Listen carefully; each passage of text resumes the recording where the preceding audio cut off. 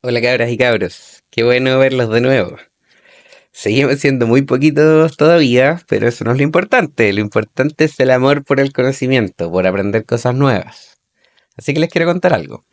Cuando yo era bien chico, unos 8 o 10 años, me pasaba que me adentraba en lo que hoy yo llamo un ciclo de interés. Y es que simplemente me obsesionaba con algún tema en específico. Con el paso de los años, eso no ha cambiado. Sigo pasando por varios de estos ciclos de interés. Y uno de los primeros ciclos que yo recuerdo fue el de la mitología griega y romana. Como ya no soy un niño de 10 años, sino un profesor de 37, voy a profundizar en un tema que se mueve dentro de ese ciclo de interés. Hoy vamos a hablar sobre la guerra de Troya, pero en perspectiva histórica. Así que, como dicen en Grecia, el piso na eiste pio entusiasmenoi apoenas kiili medioures, kalos irzates ta de domena tou daskalo. Bienvenidos a los datos del profe, por si no hablan griego.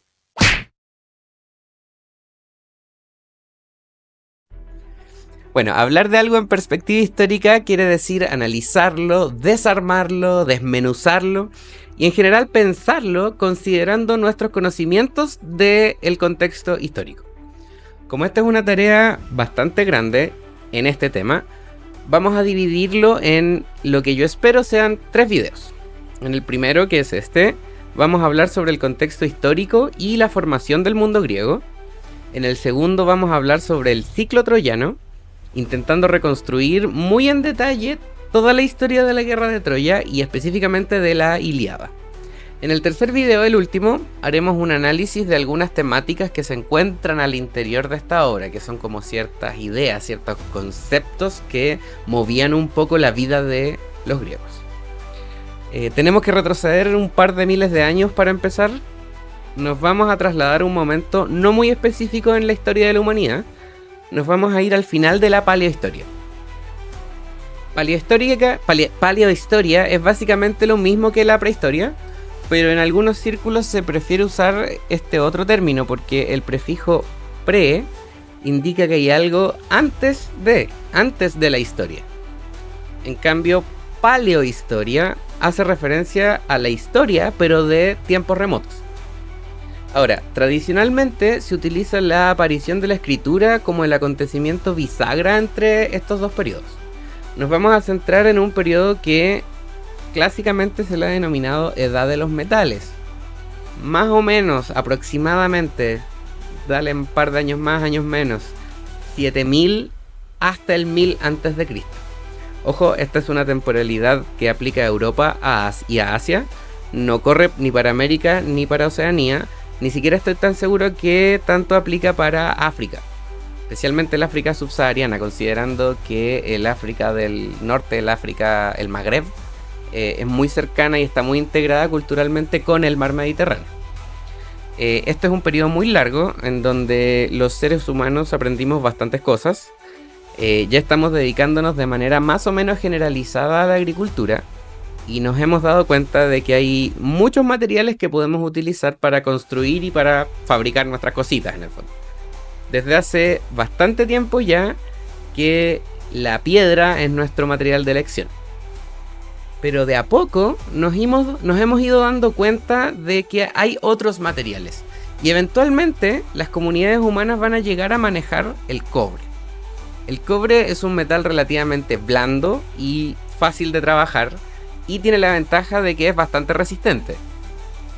Ahora, al periodo de transición entre el Neolítico, que es la fase final de la paleohistoria, y el periodo del que estamos hablando, se le llama tradicionalmente el Calcolítico, o Edad del Cobre.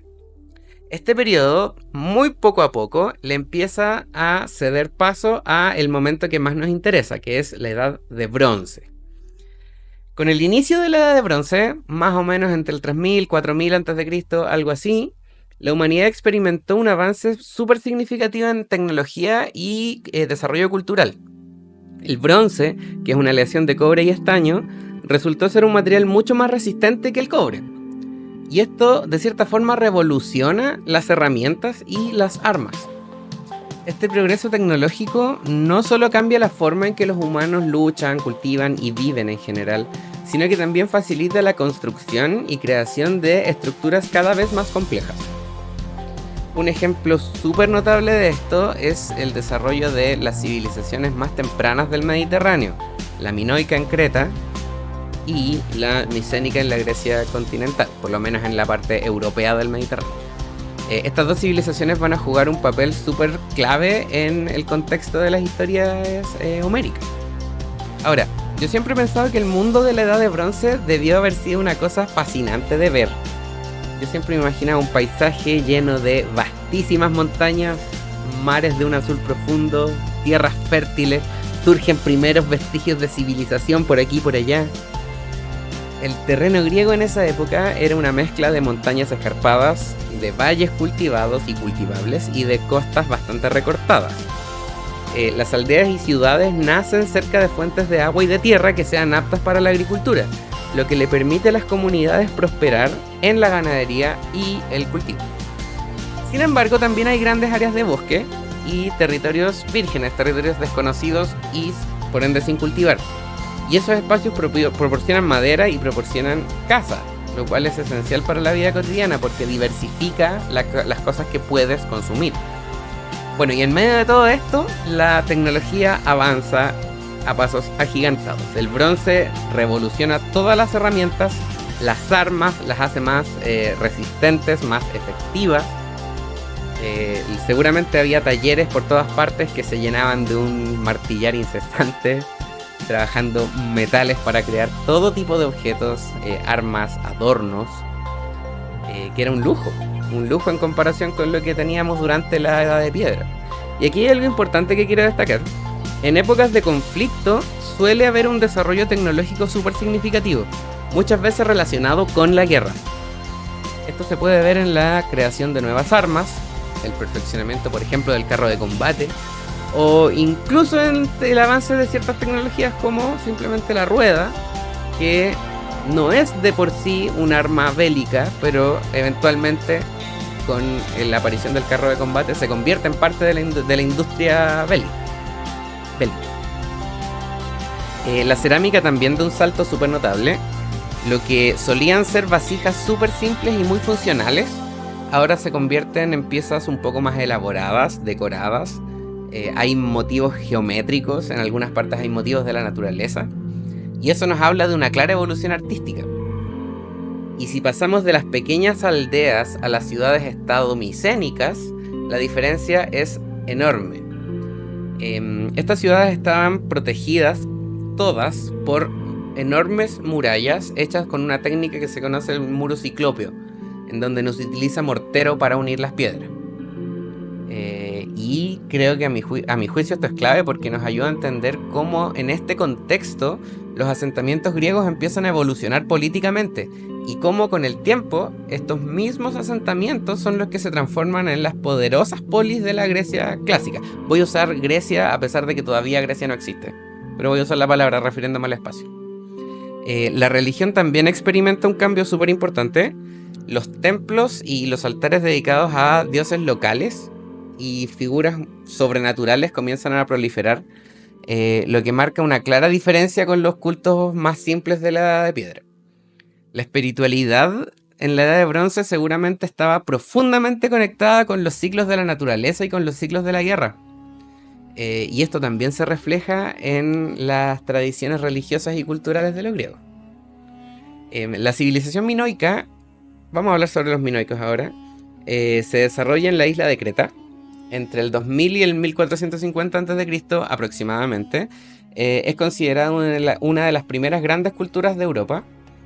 Tenían una sociedad centrada en palacios, por ejemplo el más conocido es el Palacio de Cnosos, y destacan por un nivel artístico súper elevado, súper fino, y también por el tema comercial. Los minoicos son grandes navegantes.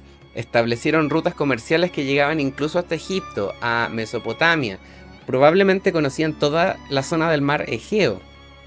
El arte reflejaba una profunda conexión con la naturaleza. Hay representación de animales, de plantas, de escenas de la vida cotidiana. Y estas escenas nos hablan de una cultura súper pacífica, súper sofisticada. También desarrollan una escritura que se conoce como el lineal A, aunque no está totalmente descifrada, tengo que verificar eso. Sabemos también que hay cultos a la fertilidad y a la naturaleza, y que los rituales religiosos seguramente se realizaban en lugares altos, probablemente en los palacios.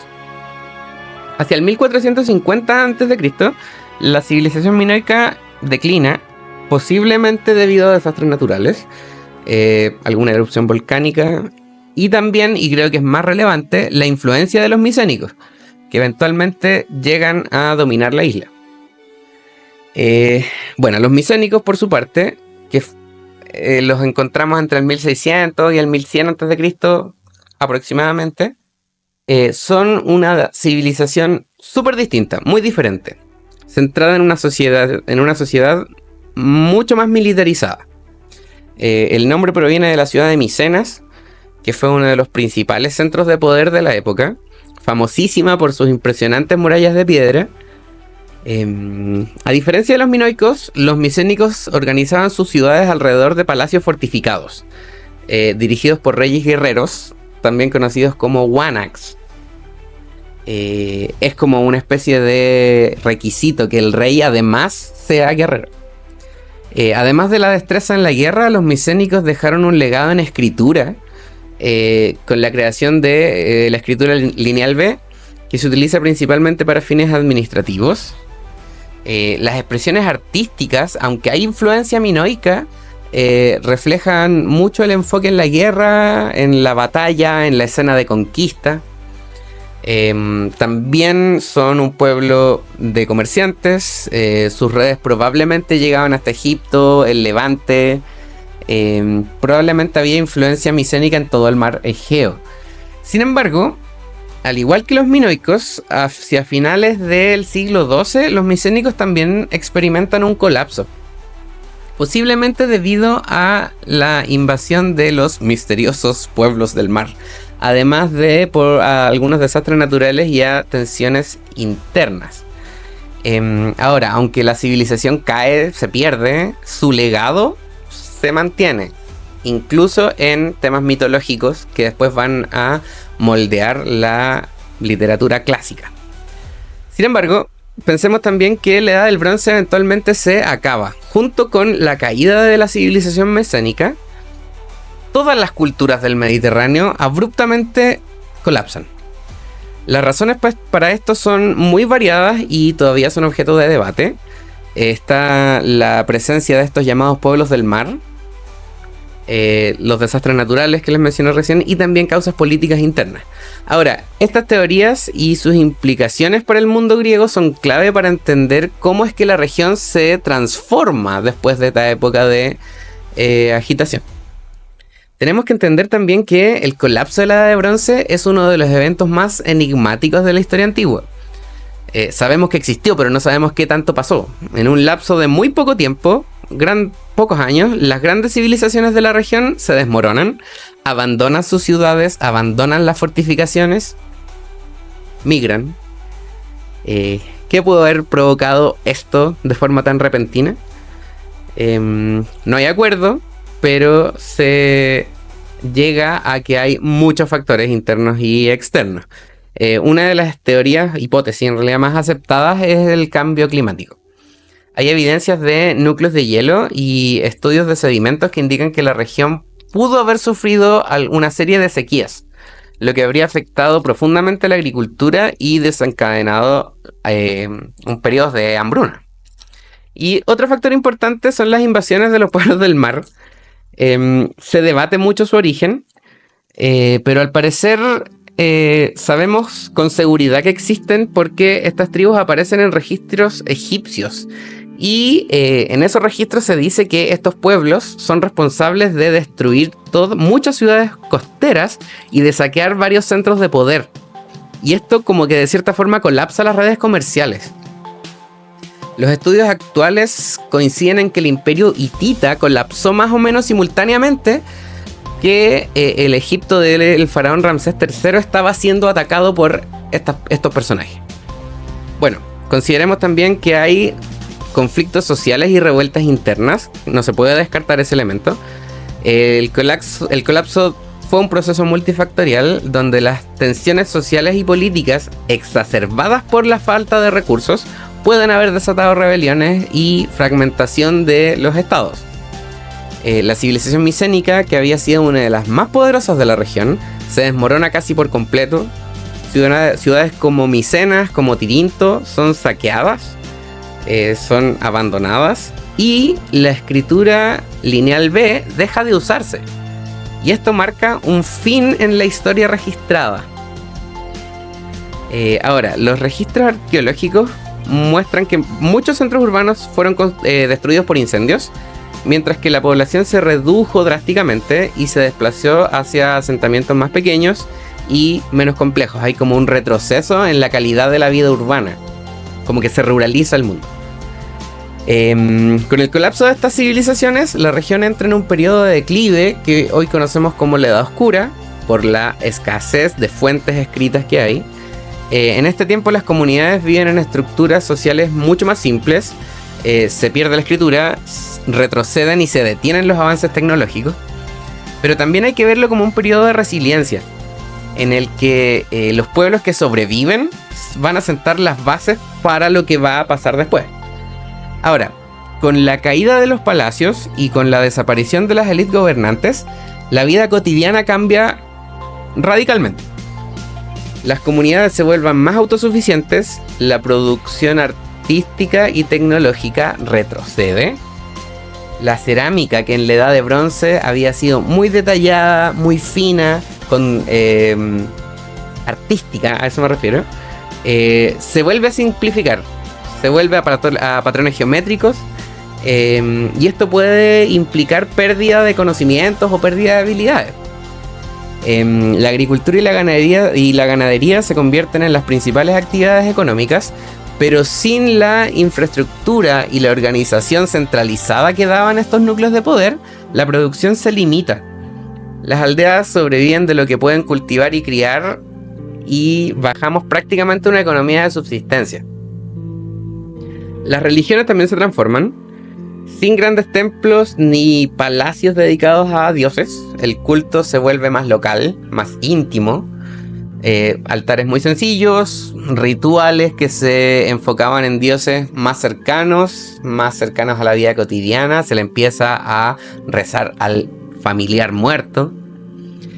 Sin embargo, todas estas prácticas sientan las bases de lo que la mitología griega va a utilizar después. Por ejemplo, la efigie Atenea que Odiseo roba de Troya. Ahora, el uso del hierro, que tímidamente había empezado a introducirse durante el colapso de la Edad de Bronce, ahora se populariza. Y esto significa que las armas van a ser más accesibles y más eficaces. Este avance tecnológico ayuda un poco a revitalizar las economías y a preparar el camino para el crecimiento posterior que van a tener estas ciudades. Y esto va a implicar también la reconstrucción de redes comerciales. Pensemos en este periodo también como donde se sientan las bases para el surgimiento de una Grecia nueva, pues, una Grecia con identidad, una identidad un poco que se forja en la adversidad. Cuando resurge la escritura, con la adopción de un alfabeto fenicio modificado, el mundo griego ya está listo para recuperar el espacio que alguna vez tuvo. Como todo ciclo en la historia, de la oscuridad surge un nuevo amanecer. Y al terminar esta edad oscura, aparece y llamamos ahora a la Grecia arcaica. Finales del siglo IX, estos pequeños asentamientos muy dispersos que habían empiezan a agruparse, empiezan a esbozarse algunas polis, las ciudades-estado. Y esto permite que la gente y las comunidades colaboren más, se organicen más, y también marca un cambio con respecto a cómo los griegos se ven a sí mismos y a su entorno. Con la consolidación de las polis, la producción artística resurge. los patrones complejos, perdón, los patrones geométricos sencillos que veíamos antes empiezan a complejizarse, empiezan a aparecer variaciones cromáticas, se empiezan a representar figuras humanas, escenas cotidianas. Hay como un renacer del interés por el arte y por la narración también. Ahora, con respecto a eso, uno de los cambios más importantes es la adopción del alfabeto fenicio, porque esto va a darle paso a un sistema de escritura nuevo, más sencillo, más accesible, y esto va a fomentar que la escritura resurja. Con esta escritura, los griegos no solo retoman la práctica de registrar información, sino que también empiezan a plasmar sus historias y sus mitos de forma escrita. La transición a la edad arcaica trajo consigo un desarrollo político notable. Las polis comienzan a experimentar con distintas formas de gobierno, monarquías, oligarquías, tiranías, los primeros pasitos hacia la democracia, falta mucho para eso todavía. Las discusiones en el ágora, en los mercados, en los espacios públicos, yo siempre me he imaginado que te hablan un poco de personas y sociedades que están buscándose a sí mismas. Las estructuras sociales y militares también cambian, porque en algún momento va a aparecer el concepto del ejército de hoplitas. Los hoplitas son ciudadanos soldados que luchan en una formación de falange, que es como un cuadro de personas que usan lanza. Esto también ayuda a que se genere un sentido de pertenencia, pues, y una especie de responsabilidad compartida entre los habitantes de las distintas polis. La edad arcaica implica un renacer cultural. En el 776 a.C. se juegan los primeros Juegos Olímpicos. Aparece el concepto de la tregua sagrada durante los Juegos Olímpicos, y también se empieza a utilizar como un calendario. Se cuenta cuántos años han pasado desde la última Olimpiada. La religión vuelve a reorganizarse. Los ciertos cultos y mitologías empiezan a unirse y empieza a aparecer una especie de tradición común, que también va a ser parte del escenario en los que se van a inspirar los templos y los centros religiosos de la Grecia clásica. Ahora, nos vamos a volver un poquito a la Grecia arcaica y vamos a hablar de Homero. Homero es una figura central, porque él actúa como un puente entre el mundo heroico de la Edad de Bronce y la realidad de su propio tiempo.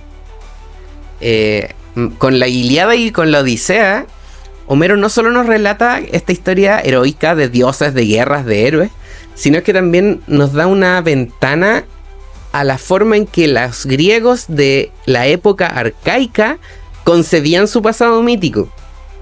En esas obras se siente un mundo donde los dioses caminan entre nosotros, las decisiones de los hombres están súper influenciadas por voluntades divinas.